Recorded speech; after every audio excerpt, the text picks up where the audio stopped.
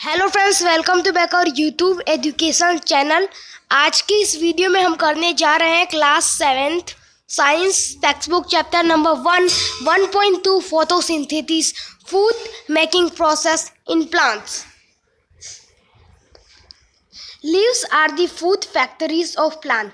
Leaves plant की food factory होती है। Therefore all the raw material must reach the leave, यानी कि जो भी चीज़ें हैं सब लीफ के पास जाती है और फिर लीफ उसका फूड बनाता है। Water and minerals present in the soil, जो वाटर और मिनरल सॉइल में प्रेजेंट होता है, are absorb by the root and transported to the leaves. वो रूट से ऑब्जॉर्ब किया जाता है और लीव्स तक ट्रांसपोर्ट किया जाता है। Carbon dioxide from air each second, जो कार्बन डाइऑक्साइड एयर से लिया जाता है वो कैसे लिया जाता है? Through the tiny pores.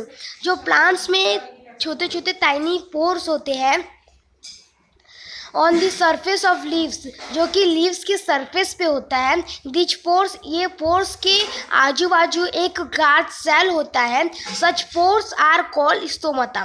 तो क्या हमने यहाँ पे इधर पढ़ा कि प्लांट्स में जो फूड फैक्ट्री होती है वो लीव्स होती है, और यहाँ पे यानी कि सारे जो सामान होंगे वो सब लीव्स के पास जाएंगे और लीव्स यहाँ पे खाना बनाएगा। तो यहाँ पे जो मिनरल्स और वाटर होते हैं वो लीव्स के पास कैसे आते हैं? तो मिनरल और वाटर रूट के थ्रू, यानी कि सॉइल में मिनरल और वाटर होते हैं तो रूट के थ्रू वो सब लीव्स के पास चले जाते हैं। अब बात आई कि भाई कार्बन डाइऑक्साइड कैसे जाता है लीव्स के अंदर। तो क्या होता है, लीव्स के ऊपर, लीव्स के सरफेस पे टाइनी पोर्स होते हैं, उसके आजू बाजू एक गार्ड सेल होता है जो जब ज़रूरत होती है तो खुलता है और जब नहीं ज़रूरत होती है तो वो बंद हो जाता है। और ये जो यहाँ पे जो टाइनी पोर्स थे जिसके अंदर से कार्बन डाइऑक्साइड जाता है उसे हम कहते हैं स्टोमाटा। बुजो want to know how water and minerals absorb by roots reach the leaves. मुझे जानना चाहता है कि वाटर और मिनरल एब्जॉर्ब किया जाता है रूट के द्वारा और पहुंचाया जाता है लीव्स के पास। ये कैसे होता है? Water and mineral are transported to the leaves by the vessel which run like pipe. यहाँ पे जो वाटर और मिनरल ट्रांसपोर्ट किया जाता है लीव्स के पास वो एक वेसल के थ्रू होता है, यानी कि जो जैसे पाइप में जैसे कि कोई भी चीज़ जाती है वैसे ये भी रन होता है। ऐसे ही इसका भी काम होता है थ्रू आउट दी रूट, जो कि रूट से स्टार्ट होता है और स्टीम से लेकर ब्रांचेस से लेकर लीव्स के पास जाता है। They form a continuous path or passage for the nutrient to reach the leaf. उनके पास एक रास्ता होता है जिसके मदद से वो जो न्यूट्रिएंट्स होते हैं वो लीफ तक पहुंच पाते हैं। They are called vessel, और वो जो रास्ता होता है उसे हम कहते हैं vessel. You will learn more about transport of material in plants in chapter 7. आप चैप्टर नंबर 7 में इसके बारे में और पढ़ोगे कि जो मटेरियल होते हैं वो प्लांट्स के पास कैसे पहुंचते हैं। ये इसके आगे की नॉलेज हम चैप्टर नंबर 7 पढ़ेंगे।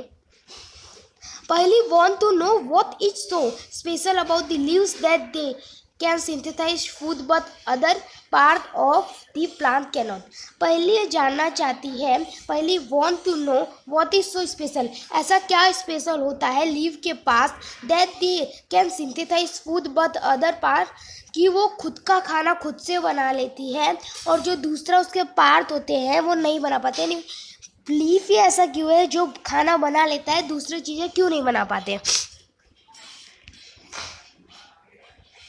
दी leaves have a green pigment. अब बात आई कि भाई एक लीव्स होता है तो लीव्स के अंदर पहले हमने पीछे पढ़ा था कि लीव्स के पास वाटर कैसे आता है, वाटर मिनरल्स आते हैं किसकी मदद से आते हैं? रूट के थ्रू आता है। और उसके बाद फिर देखा तो हमको ये पता चला कि कार्बन डाइऑक्साइड जो होता है वो टाइनी पोर्स यानी कि स्टोमाटा के थ्रू आता है। और अब हम पढ़ेंगे कि भाई सनलाइट कैसे आता है उसके अंदर।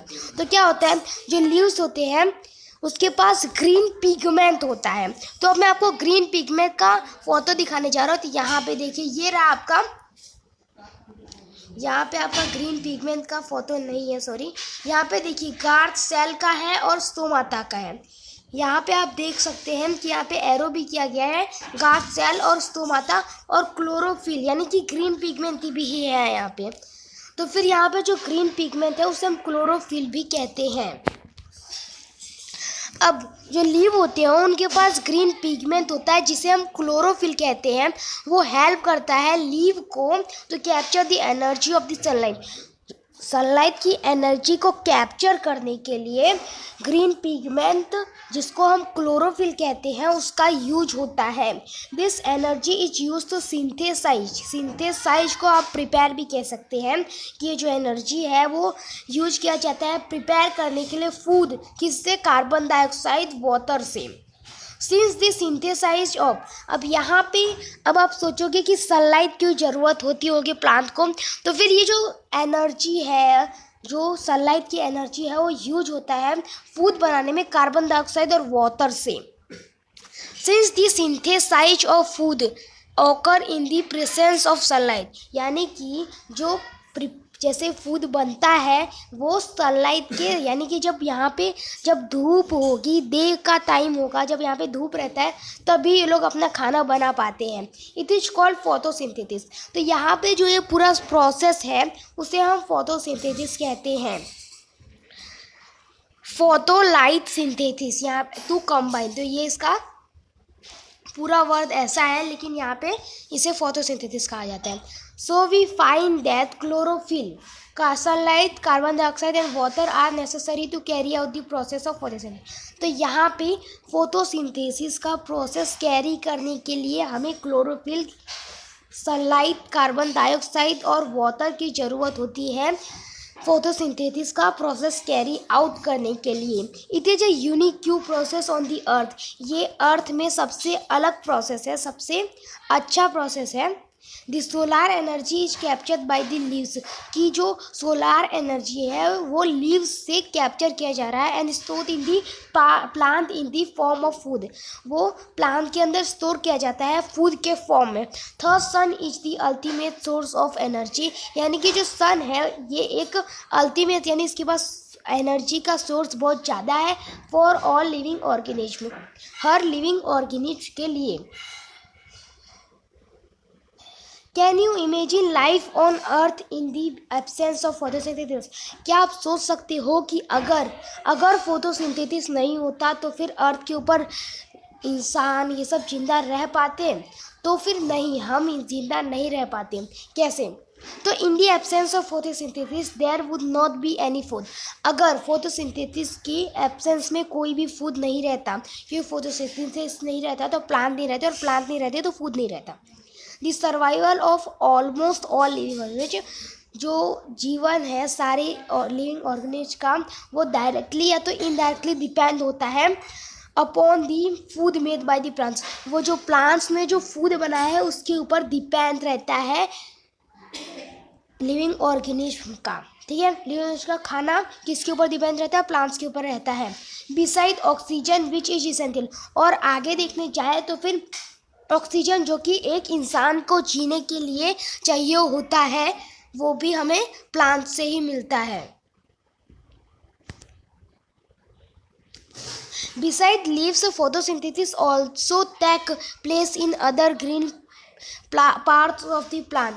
लीव्स को छोड़कर जो फोटोसिंथेसिस है वो भी कुछ, यानी कि कुछ पार्ट में फोटोसिंथेसिस भी यानी कि कुछ पार्ट में फोटोसिंथेसिस का प्रोसेस भी होता है इन ग्रीन स्टीम, जैसे कि ग्रीन स्टीम्स में, ग्रीन ब्रांचेस में जो डेजर्ट प्लांट होते हैं हैव स्केल और स्पाइन लाइक लीव्स।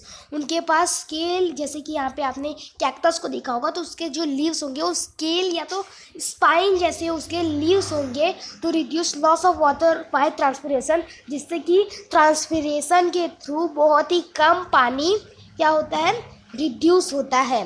दिच प्लांट है वो ग्रीन स्टीम्स, ये प्लांट के पास ग्रीन स्टीम्स होते हैं जो कि विच कैरी आउट फोटोसिंथेसिस, जो कि कैरी करता है फोटोसिंथेसिस का process of all organism is produce during photosynthesis. तो यहाँ पे है beside oxygen which is essential for the survival, जो ऑक्सीजन है वो इंसानों के जीने के लिए चाहिए होता है, वो हर ऑर्गेनिज्म को चाहिए होता है, जो कि फोटोसिंथेसिस के प्रोसेस के द्वारा प्रोड्यूस होता है, यानी कि फोटोसिंथेसिस के प्रोसेस के बाद फोटोसिंथेसिस की प्रोसेस से वो निकलता है। In the absence of photosynthesis, photosynthesis के एब्सेंस यानी कि अगर फोटोसिंथेसिस नहीं हो तो life would be impossible on the earth, तो लाइफ अर्थ में इम्पॉसिबल हो जाएगा। जाएगा। ड्यूरिंग फोटोसिंथेसिस से हम नेक्स्ट बात में करने वाले हैं। अगर आपको हमारा वीडियो अच्छा लगा तो इसे लाइक सब्सक्राइब शेयर कीजिए। मिलते हैं अगले